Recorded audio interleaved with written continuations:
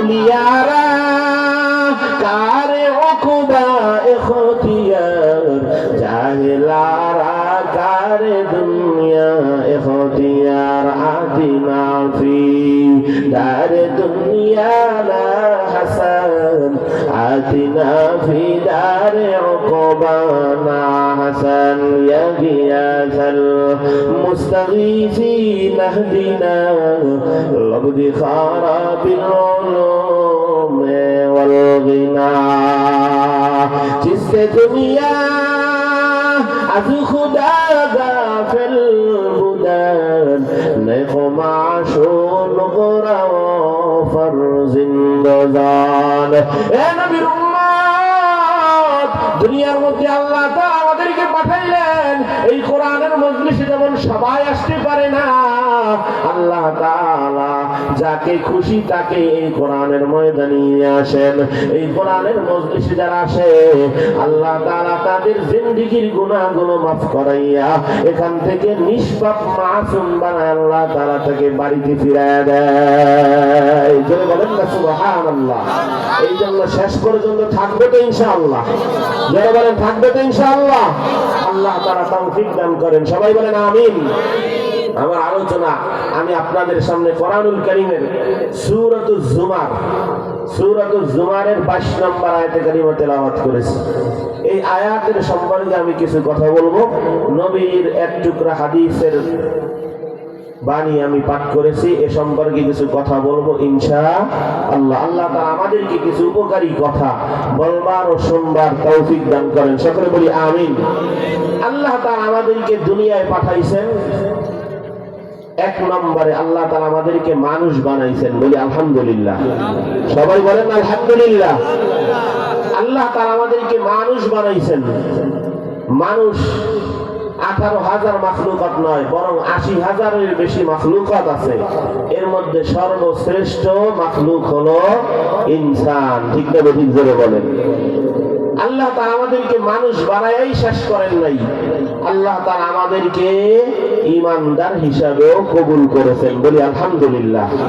কিরে আরো জোরে বলেন আলহামদুলিল্লাহ। মানুষের সবচেয়ে দামি নিয়ামতের নাম হলো তার ঈমান। জোরে বলেন সবচেয়ে দামি নিয়ামতের নাম কি? জোরে বলেন সবচেয়ে দামি নিয়ামতের নাম কি? ঈমান। ঈমান সবচেয়ে বড় দামি নিয়ামত। ঈমানের থেকে দামি আর কোন নিয়ামত দুনিয়ার মধ্যে হতে পারে না। ঠিক না বেঠিক জোরে বলেন। কারণ যার দিলের মধ্যে যাররা পরিমাণ ঈমান আছে, ওই বান্দার জন্য আল্লাহ তাআলা এই দুনিয়ার 10 দুনিয়া সমান জান্নাত বানায় রাখছেন। জোরে বলেন না সুবহানাল্লাহ। কি পরিমাণ ঈমান? যাররা পরিমাণ ঈমান। কি পরিমাণ ঈমান? যাররা কাকে বলে জানেন? ফামাই আমাল মিসকালা যাররাতিন খায়রান ইয়ারা, ফামাই আমাল মিসকালা যাররাতিন শাররান ইয়ারা। আল্লাহর নবী আলাইহিস সালাতু ওয়াস সালাম বলেন, যাররা হলো একটা বালুকে 70 ভাগ করার পর যেই একটা ভাগ হয়, ওই একটা ভাগের নাম হলো যাররা। যার দিলের মধ্যে যাররা পরিমাণ ঈমান থাকবে, কিঞ্চিত ঈমান থাকবে, ওই ব্যক্তিকে আল্লাহ তাআলা এই দুনিয়ার 10 দুনিয়া সমান একটা জান্নাত দান করবে। জোরে বলেন না সুবহানাল্লাহ। আল্লাহ তাআলা আমাদেরকে এক নম্বরে মানুষ বানাইছেন, শুকর আদায় করি বলে আলহামদুলিল্লাহ। 2 নম্বর আল্লাহ আমাদেরকে ঈমানদার হিসাবে কবুল করছেন। আল্লাহ ইচ্ছা করলে আমার আপনার জন্ম মুশরিকের ঘরেও দিতে পারতেন। ঠিক না বেঠিক? কথা না ঠিক না বেঠিক? আল্লাহ তাআলা ইচ্ছা করলে আমার আপনার জন্ম হিন্দুর ঘরেও দিতে পারতেন, কিন্তু আল্লাহর বড় দয়া, আল্লাহর বড় করুণা, আল্লাহর বড় ফজল আর করম, আল্লাহ তাআলা আমাদেরকে ঈমানদারের ঘরে জন্ম দিয়েছেন। জন্মসূত্রে আমরা ঈমান পাইছি, কারণ যারা জন্মসূত্রে ঈমান পায় নাই, ঈমানের রাস্তা পর্যন্ত তাদের যাইতে যে কত কষ্ট হয়েছে, কত কষ্ট নিয়ে যে তারা ইসলাম গ্রহণ করছে, সেটা যারা করছে তারাই ভালো জানে। ঠিক না বেঠিক জোরে বলে।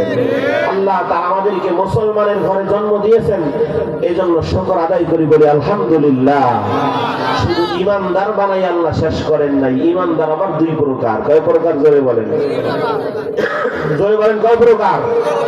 ইমানদার বানায়া আল্লাহ তাআলা আমাদের অন্তরে ইসলামের মহব্বত, কোরআনের মহব্বত, রসুলের মহব্বত, রসুলের নায়েব আলেম ওলামাদের মহব্বত, মাদ্রাসা মসজিদের মহব্বত, মাদ্রাসার নিষ্পাপ তালিবুল ইলমদের মহব্বত আল্লাহ তাআলা আমাদের দিলে দান করেছেন। আবারও বলি আলহামদুলিল্লাহ।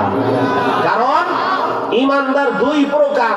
একদল মানুষ মুখে ঈমান আনছে কিন্তু অন্তরে তাদের ইসলামের প্রতি ভালোবাসা আছে। জোরে বলেন আছে না নাই? অন্তরে ঈমানের ভালোবাসা নাই। একদল মুসলমান আছে যাদের অন্তরে কোরআনের মহব্বত নাই। একদল ঈমানদার আছে যাদের অন্তরে মসজিদের মহব্বত নাই, মাদ্রাসার মহব্বত নাই, আলেম ওলামাদের প্রতি মহব্বত আর ভালোবাসা নাই, দ্বীনের প্রতি ভালোবাসা আর মহব্বত নাই। এমন ঈমানদার আছে না নাই? জোরে বলেন আছে না নাই? তো আল্লাহ তাআলা আমাদেরকে সেই ঈমানদারদের মধ্যে শামিল করেন নাই, বরং আমাদেরকে এমন ঈমানদার হিসেবে কবুল করেছেন যেই ঈমানদার নিজের ঘুম বাদ দিয়া কোরআনের মহব্বতে, যেই ঈমানদার নিজের ঘুম বাদ দিয়া আলেম ওলামাদের মহব্বতে, যেই ঈমানদার নিজের ঘুম নষ্ট করে মাদ্রাসার মহব্বতে কোরআনের ময়দানে রাতে গভীর পর্যন্ত বসে থাকে। আল্লাহ তাআলা এমন দরদওয়ালা ঈমানদার আমাদেরকে বানাইছেন। বলি আলহামদুলিল্লাহ। আবারও বলি আলহামদুলিল্লাহ। আমার আল্লাহ তাআলা কোরআন কারীমের সূরা জুমারের এই আয়াতের মধ্যে বলেন, আফামান শারাহাল্লাহু সাদরাহু লিল ইসলাম। জোরে বলেন আল্লাহু আকবার। এ নবীর উম্মত ভালো করে শুনিয়া যান, ঈমানদার দুই প্রকার। আল্লাহ তাআলা বলেন, আফামান শারাহাল্লাহু সাদরাহু লিল ইসলাম। একদল ঈমানদারের বুকে আছে কোরআনের মহব্বত, একদল ঈমানদারের বুকে আছে ইসলামের মহব্বত, একদল ঈমানদারের বুকে আছে মসজিদের মহব্বত, একদল ঈমানদারের বুকে আছে মাদ্রাসার মহব্বত, একদল ঈমানদারের বুকে আছে আলেম ওলামাদের মহব্বত, একদল ঈমানদারের বুকে আছে তালিবুল ইলমের মহব্বত। আফামান শারাহাল্লাহু সাদরাহু লিল ইসলাম। যাদের বক্ষটাকে আল্লাহ তাআলা ইসলামের জন্য উন্মুক্ত করে দিয়েছেন, যাদের দিলটাকে আল্লাহ তাআলা ইসলামের জন্য খুলে দিয়েছেন, যাদের দিলটাকে আল্লাহ তাআলা দ্বীনের জন্য খুলে দিয়েছেন, যাদের দিলটাকে আল্লাহ তাআলা ইসলামী শরীয়তের জন্য খুলে দিয়েছেন, আল্লাহ তাআলা বলে ফাহু আলা নূরিম মির রাব্বিহি। তারা তো আল্লাহর হেদায়েতের আলোর মধ্যে আছে। জোরে বলেন না সুবহানাল্লাহ। যাদের দিলের মধ্যে আছে দ্বীনের মহব্বত, যাদের দিলের মধ্যে আছে ইসলামের মহব্বত, যাদের দিলের মধ্যে আছে কোরআনের মহব্বত, যাদের দিলের মধ্যে আছে মাদ্রাসা মসজিদের মহব্বত, যাদের দিলের মধ্যে আছে আলেম ওলামাদের মহব্বত, আমার আল্লাহ তাআলা বলেন ফাহু আলা নূরিম মির রাব্বিহি। তারা আছে আল্লাহর হেদায়েতের আলোর মধ্যে। জোরে বলেন না আল্লাহু আকবার।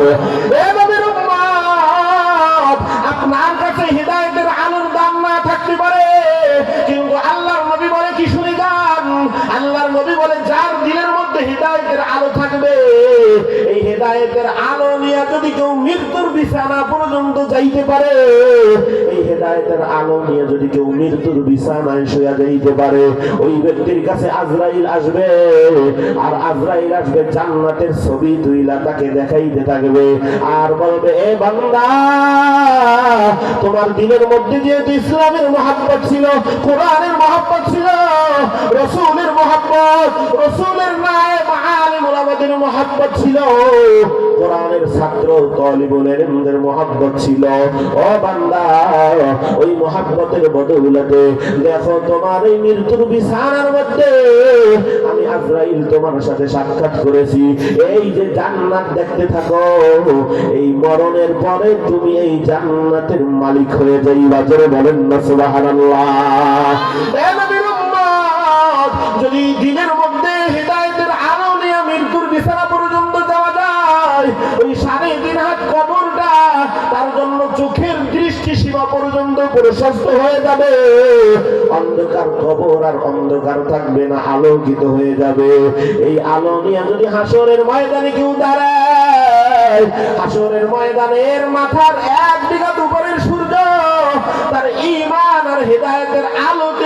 সূর্যের আলো বন্ধ হয়ে যাবে, সূর্যের আলো তাম্বেলান হয়ে যাবে, আর মাথার 1 বিঘা উপরের সূর্য তার থাকবে না, বরং তার মাথার উপরে আল্লাহর আরশের ছায়া থাকবে। জোরে বলেন না সুবহানাল্লাহ।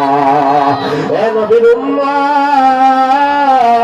যদি কেউ হেদায়েতের নূর নিয়ে মিজানের পাল্লার কাছে দাঁড়ায় যায়, ওই মিজানের পাল্লা যার এক পাশে নেকির ওজন হবে আর এক পাশে মদির ওজন হবে, যদি কারো দিলের মধ্যে হেদায়েতের নূর থাকে, আলো থাকে, ওই মিজানের পাল্লায় নেকিগুলা উঠানোর সাথে সাথে বান্দার মিজানের নেকির পাল্লা জমিনের সাথে লেগে যাবে। জোরে বলেন না সুবহানাল্লাহ।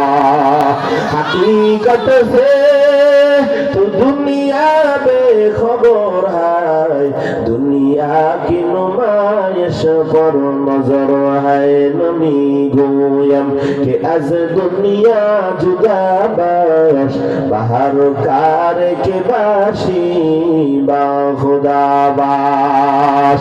এ নবীর উম্মত, এ নেহালপুরের মুসলমান, আল্লাহর গোলাম, ঈমান আর হিদায়াতের নূর নিয়ে যদি কেউ মিজানের পাল্লার কাছে দাঁড়ায়, মিজানের নেকির পাল্লাটা মাটির সাথে মিশিয়া যাবে। এই ঈমান আর হিদায়াতের নূর নিয়ে যদি কেউ পুলসিরাতের পুলের গোড়ায় যায়, ওই 30,000 বছরের রাস্তা, চুলের চেয়েও চিকন, হীরার চেয়েও ধার, ওই অন্ধকার 30,000 বছরের রাস্তা, ওই পুলসিরাতের পুলের উপরে ওঠার সাথে সাথে বিজলির গতিতে পুলসিরাতের পুল পাড়ি দিয়া ওই বান্দা আল্লাহর জান্নাতের মেহমান হয়ে যাবে। জোরে বলেন না সুবহানাল্লাহ।